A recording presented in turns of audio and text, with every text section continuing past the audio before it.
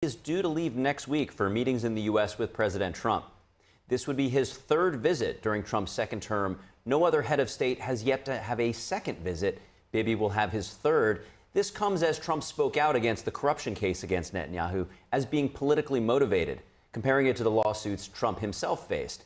It appears that pressure worked, as the case against Netanyahu has now been delayed. Joining us to discuss Israel and the two leaders is Rabbi Yaakov Menken, Managing Director of the Coalition for Jewish Values. Rabbi, thank you for joining us this morning. The Trump administration is seeking a ceasefire between Israel and Hamas, which actually seems at odds with what Netanyahu's stated goal was to eliminate the terrorist group.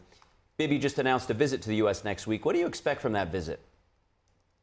Well, I think there will be a meeting of the minds. It's not true that a ceasefire would necessarily be against what Netanyahu said, because at least according to the plans that I've seen, the Gaza region would be taken over by a consortium of moderate Arab leaders who would instead of Hamas, and the leaders of Hamas themselves would be exiled out of the Gaza region, out of the country.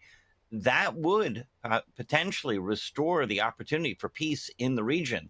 And Israel would go about rebuilding thus together with those moderate Arab states that would be taking over governance of the region. Now, Rabbi, it appears Trump's pressure had some effect on the Israeli court to delay these proceedings that were against Netanyahu. What are your thoughts about these proceedings in general?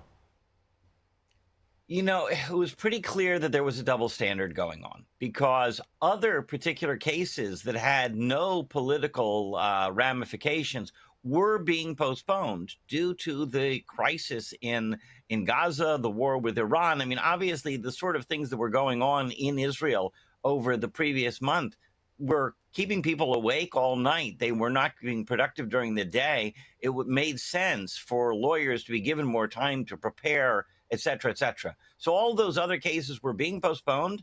Netanyahu's was not. They were insisting on pushing it forward in the middle of a war, in the middle of negotiations over the end of Hamas and the end of the conflict in that region.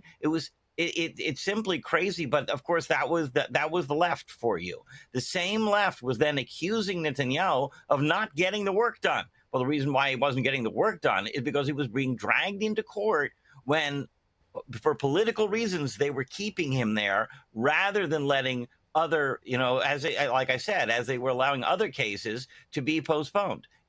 This double standard showed Israelis that Trump is right, and showed Trump that Trump was right to comment on this and say, this is a political witch hunt. These people are not seriously out to prosecute a criminal. They're out to keep the prime minister from doing his job.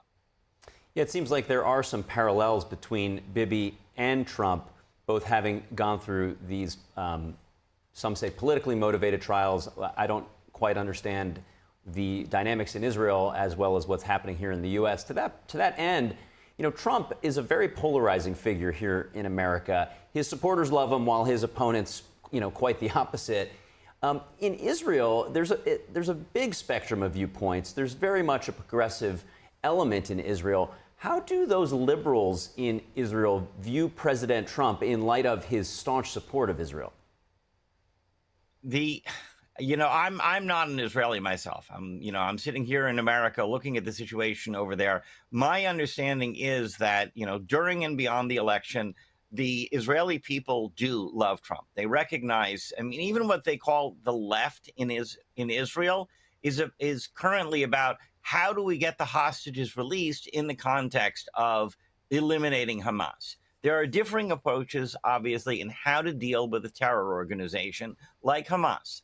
But the support for what Netanyahu is doing overall is quite solid as far as waging war against Hamas. We cannot have peace with this organization. And, those who were on October 6th all about let's make peace with the Hamasniks have now realized that was a pipe dream. That's not going to happen. And Trump is very realistic about this also, that when leaders of a particular terror organization are explicitly genocidal in their intent, it's time we believe them. And that's where things are going on in Israel. And as we finish up, it seems like to that extent, the war has made some Arab countries who may have moved forward with the Abraham Accords and normalizing relations and trade with Israel kind of pause. If you were to look into your crystal ball by the end of the year, do you expect more countries to come on to the Abraham Accords? Considering what Trump is saying publicly about Syria, I would not be one to bet against it. I think there are other countries that are prepared to move forward. Certainly, this is the problem that is classic to the Middle East, is that peace is being held hostage by terrorists, and somehow, uniquely in this case, the Jewish state, quote unquote, gets blamed for the fact that terrorists are holding the process hostage and refusing to make peace. Somehow it's Israel's problem. Israel hasn't done enough concessions. There are hostages there that have to be released. If those hostages get released and the Hamas leaders are exiled, then all of a sudden the conflict is going to end. And yes, I firmly expect at that point that there are going to be more countries entering the Abraham Accords, because that's something that Trump has set as a priority, actually having peace in the region. It's amazing how one side talks peace and the other side, namely Trump's, accomplishes it.